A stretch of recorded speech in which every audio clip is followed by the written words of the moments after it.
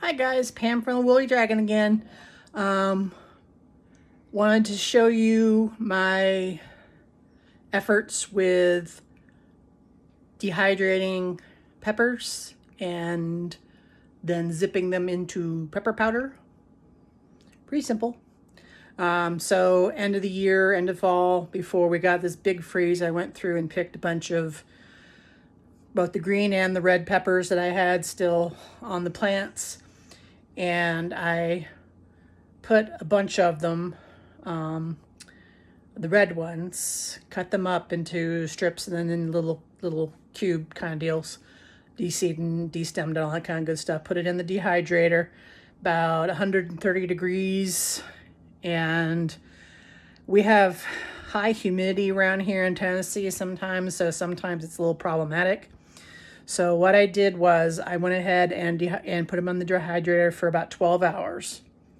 And then I let them sit there on the dehydrator trays with the cover on top for a day or two. And then I put them on for another 6 hours, kept feeling them and just checking, make sure there wasn't any kind of mildew or anything like that.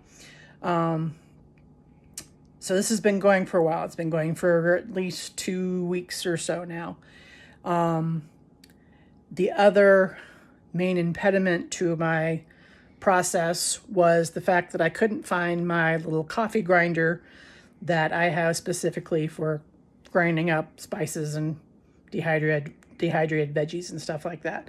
Finally found it.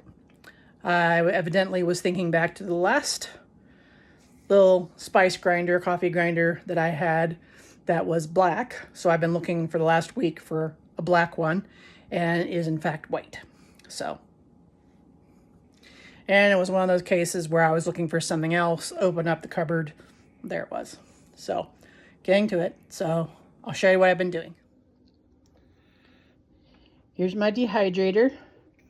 It's a Nesco. I think we got this on Amazon several years ago. The Garden Master. I don't even think they make this specific type anymore. I mean, they something similar, I'm sure. But it's got a thing for the temperature and the time. And so it's well worth it. And it came with the 5 trays that I used for the peppers. And then there's 5 more. So I have 10 trays. So I could have done twice as much. Say hi, Pearl. Pearl. Pearl says hi. Okay, so here are my little dehydrator trays. As you can see, 3 of them over here that I've already emptied out. And then these 2 still have the dried peppers on here. If you pick one up, you should be able to feel it snap. That was not snapping for me, of course, because I'm doing this one-handed. But take my word for it. They might possibly need to go through another thing. But I think this is as good as I'm going to get. So what I'm going to do is I'm actually going to put this, once I get everything pulverized up into powder, I'm going to put the container into the freezer rather than just leaving it out on the counter just to keep from mildewing. But so far I've done 3 of these, still have 2 to go. Here's my little coffee grinder, Mr. Coffee, and this is what I've gotten so far. This is a 4-ounce jar. It's in here. Oops, let me make the picture. So basically what I'm doing this for is to put it in for like soups and stews and spaghetti sauces and things like that. Turn my coffee grinder into orange. It looks for all the world like Cheeto dust. And I think it actually did make my fingers a little orange, but that's okay. It smells really good. It's like concentrated peppers. These are all sweet peppers. So again, that's just going to be something that I'm going to add, maybe a couple of teaspoons to a pot of chili or stew or anything like that that I think might benefit from a thing of pepper.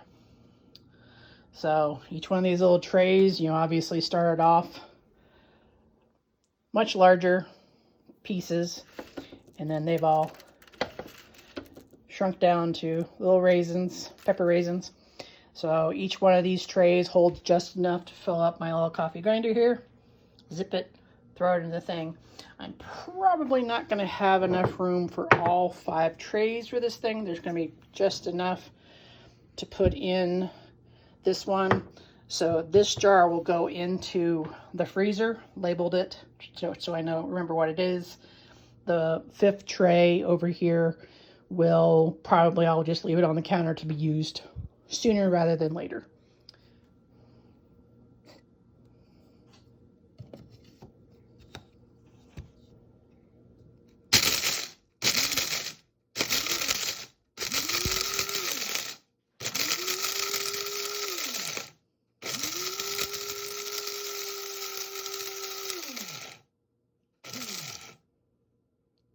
Vroom, vroom, vroom, vroom. Basically, I just wait and see if I hear any loud clunking, and then once that slows down, ta-da, pretty miss.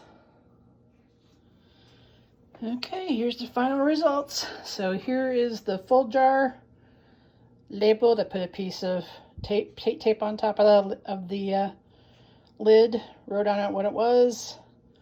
That one's going in the freezer. And this is the one.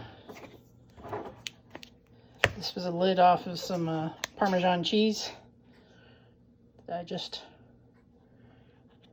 reused. So we will see if that actually shakes out. Otherwise, I take a spoon, scoop it out to wherever I want it.